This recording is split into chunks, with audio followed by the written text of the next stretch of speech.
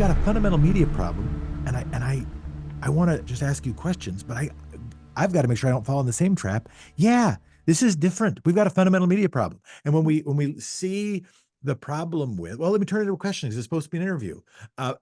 What are examples, rather than saying mine, what are examples you see of where the media problem we have is being reflected by viewpoints that we're then seeing in the polls? The one that was coming to my mind, so I don't just hide the ball, is where people are saying we're in a recession, saying that we've had record unemployment, and we've had record low, at least a record low streak of low unemployment, where people think that inflation is getting worse when it's just kind of not great, when people think that we have higher joblessness when joblessness is improved. And obviously, that's a significant part of that is because what media they're watching and not watching. And we know that a significant majority of YouTube watchers, people who say they get their news from YouTube, say they're going to vote for Donald Trump. Those who watch other media say they're not going to vote for Donald Trump. What sticks out at you as manifestations, as proof positive the media is getting it wrong? I mean, really, I don't know how much time you have for a rant about broadcast news, but I could go basically for Rant about it. 36 hours straight on it. But I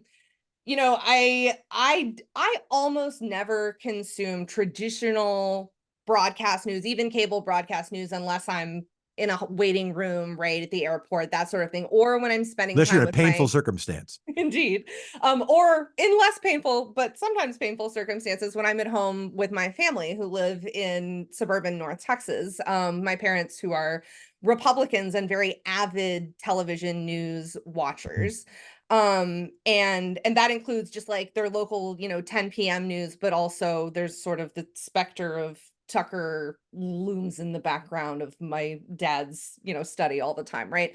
And the the world of the TV news, I feel like a tinfoil hat person saying this. Like the world of the TV news boggles me because I read, a lot of news. I read the Times and the Post and the LA Times, and I read my local, Austin American Statesman here, and I read a lot of progressive news. It's my job to consume and share news as a commentator, as a pundit.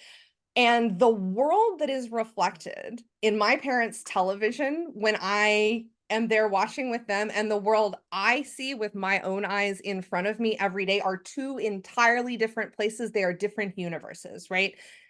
On the TV news, it's crime, it's inflation, it's Biden is too old, it's Biden has lost his mind. It's like the it's not just like a poor distillation of reality, it's a reality I don't recognize, right? Because in my reality, a lot of other things are happening, right? There are abortion bans and a former president on trial and, a genocide going on in Gaza, right? And the overlap between the world I feel I live in and the world I see on the television news is so thin. And I don't it truly, like, I don't know how to reconcile those two universes.